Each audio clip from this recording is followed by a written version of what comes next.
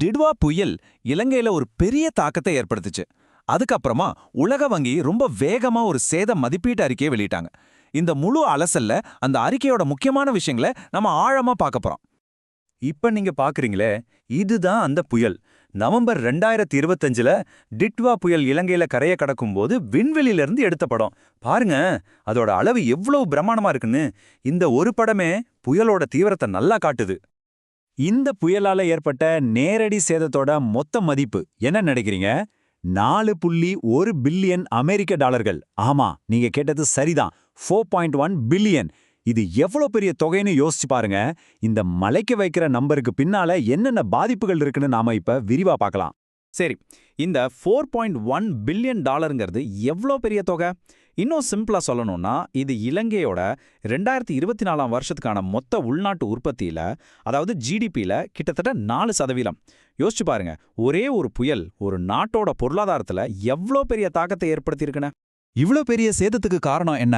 புயலோட தீவிரம்தான். மணிக்கு 65 கிலோமீட்டர் வேகத்துல காத்து. ஒரே நாள்ல 300 மில்லிமீட்டருக்கும் அதிகமா மழை. இதனால என்னாச்சு? தேசத்தோட 25 மாவட்டங்களையும் வெள்ளம், நிலச்சரிவுன்னு ஒரே பேரழிவு தான். சரி, வாங்க இந்த 4.1 பில்லியன் டாலர் சேதத்தை இன்னும் கொஞ்சம் உடைச்சு பார்க்கலாம். நாட்டோட பொருளாதாரம், சமூகம், இதுல எந்தெந்த பகுதிகள் ரொம்ப மோசமா பாதிக்கப்பட்டுச்சுன்னு இப்ப நாம தெரிஞ்சுக்கலாம்.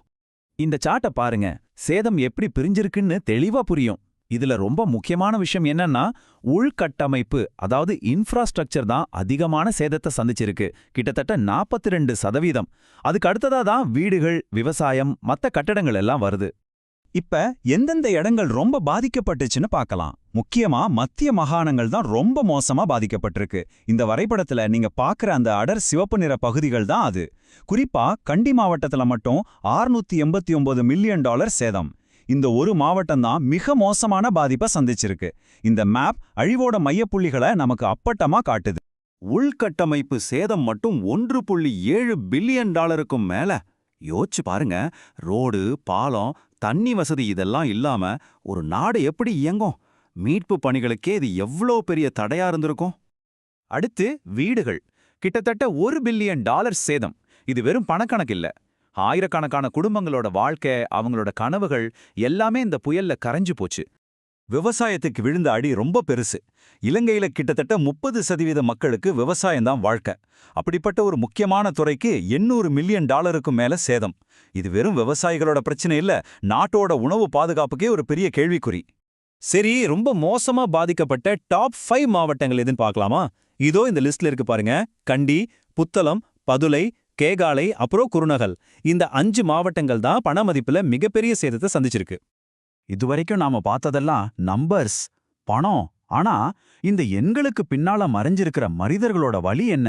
இந்த பேரழிவு சமுதாயத்துல ஏற்படுத்தின தாக்கங்கள் என்னன்னு இப்ப பார்க்கலாம். ஒரு சோகமான உண்மை என்னன்னா, எந்த ஒரு பேரழிவும் எல்லாரையும் ஒரே மாதிரி தாக்குறதில்ல. இந்த புயலும் அப்படிதான். ஏற்கனவே கஷ்டத்துல இருந்த பெண்கள், ஏழை மக்கள்னு நலிவடைஞ்சவங்கள தான் இது இன்னும் மோசமா பாதிச்சிருக்கு. குறிப்பா தற்காலிக முகாம்கள்ல பெண்களுக்கு எதிரான வன்முறைகள் அதிகரிக்க வாய்ப்பு இருக்குன்னு இந்த அறிக்கை சொல்லுது. இந்த 2 மேப்பையும் கொஞ்சம் கவனமா பாருங்க. இடது பக்கம் இருக்கிறது அதிகமா வீடுகள் சேதமான பகுதிகள். வலது பக்கம் இருக்கிறது புயலுக்கு முன்னாடியே ரொம்ப வறுமையில இருந்த பகுதிகள். ரெண்டையும் ஒப்பிட்டு பார்த்தா ஒரு விஷயம் தெளிவா புரியும். ரெண்டும் கிட்டத்தட்ட ஒரே இடங்கள் தான், இல்லையா? அப்போ இதிலிருந்து நாம தெரிஞ்சுக்க வேண்டிய முக்கியமான விஷயம் என்னன்னா, புயல் ஏழைகளை இன்னும் ஏழையாக்கியிருக்கு. எங்க சொத்து சேதம் அதிகமா இருக்கோ அங்கதான் வறுமையும் அதிகமா இருக்கு. இதனால அவங்க இந்த பாதிப்புல இருந்து மீண்டு வர்றது ரொம்ப ரொம்ப கஷ்டமான ஒரு விஷயமா இருக்கும். சரி, அடுத்த பகுதிக்கு போலாம். ஒரு கேள்வி, இவ்ளோ பெரிய சேதத்தை இவ்ளோ வேகமா, இவ்ளோ துல்லியமா எப்படி கணக்கு போட்டாங்க? இதுக்கு பின்னாடி இருக்கிற அறிவியலை பத்தி நாம இப்ப பார்க்கலாம். உங்க எல்லாருக்கும் மனசுல இந்த கேள்வி வந்திருக்கும். எப்படிப்பா அது சாத்தியம்? இவ்ளோ வேகமா கரெக்டா இதையெல்லாம் எப்படி சொல்ல முடியுதுன்னு. அதுக்கான பதில தான் இப்ப பார்க்க போறோம். உலக வங்கி இதுக்கு கிரேடுன்னு ஒரு டெக்னிக்கை பயன்படுத்துறாங்க. இதுல 4 ஸ்டெப் இருக்கு. முதல்ல சேட்டலைட் போட்டோஸ், சோஷியல் மீடியான்னு எல்லா இடத்துல இருந்தும் டேட்டாவை சேகரிப்பாங்க. 2வது அதை வச்சு ரிஸ்க் மாடல்ஸ் உருவாக்குவாங்க. 3வது முன்னாடி நடந்த பேரழிவுகளோட ஒப்பிட்டு பார்ப்பாங்க. கடைசி ஸ்டெப்ல களத்துல இருந்து வர ரிப்போர்ட்ஸோட சரி பார்த்து ஃபைனல் மதிப்பீட வெளியிடுவாங்க. இங்க ஒரு முக்கியமான விஷயத்த நாம புரிஞ்சுக்கணும். நாம பேசுற இந்த 4.1 பில்லியன் டாலருங்கிறது மாற்றுச் செலவு அப்படின்னா என்ன? ஒரு வீடு இடிஞ்சு போச்சுன்னா அதுக்கு முன்னாடி எப்படி இருந்துச்சோ அதே மாதிரி அதே தரத்துல பழைய விலையில கட்டுறதுக்கு ஆகிற செலவு தான் இது. ஆனா எதிர்காலத்துல புயல் வந்தாலும் தாக்கு பிடிக்கிற மாதிரி இன்னும் வலுவா கட்டுறதுக்கான கூடுதல் செலவு இதுல சேர்த்தி இல்ல. சரி, நாம இப்ப கடைசி பகுதிக்கு வந்துட்டோம். இந்த அறிக்கையோட முடிவுகள் இலங்கையோட எதிர்காலத்துக்கு என்ன சொல்லுது? வெறும் சேதமானதை சரி பண்றதை தாண்டி திரும்பவும் இதே மாதிரி ஒரு பிரச்சனை வந்தா தாங்குற அளவுக்கு ஒரு சமூகத்தை எப்படி உருவாக்குறது? இது ஒரு ரொம்ப முக்கியமான பாயிண்ட். சேதத்தோட மதிப்பும் அதை திரும்ப கட்டுறதுக்கான செலவும் ஒன்னே இல்ல. ஏன்னா நாம வெறும் பழைய மாதிரி கட்டப் போறதில்ல. எதிர்காலத்துல வர்ற பேரழிவுகளை சமாளிக்கிற மாதிரி சிறப்பா மீண்டும் கட்டணும். அதுக்கு இன்னும் அதிக செலவாகும். உலக அளவுல நடந்த பேரழிவுகளை வச்சு பார்க்கும்போது இப்படி சிறப்பா கட்டுறதுக்கான செலவு சேத மதிப்பை விட 1.75ல இருந்து 2.5 மடங்கு வரைக்கும் அதிகமா இருக்குமா. அப்படின்னா இலங்கைக்கு உண்மையில தேவைப்படுற புனரமைப்பு செலவு 7லிருந்து 10 பில்லியன் டாலர் வரைக்கும் கூட போகலாம். கடைசியா இந்த ஒரு கேள்வியோட இந்த அலசல முடிச்சுக்கலாம்.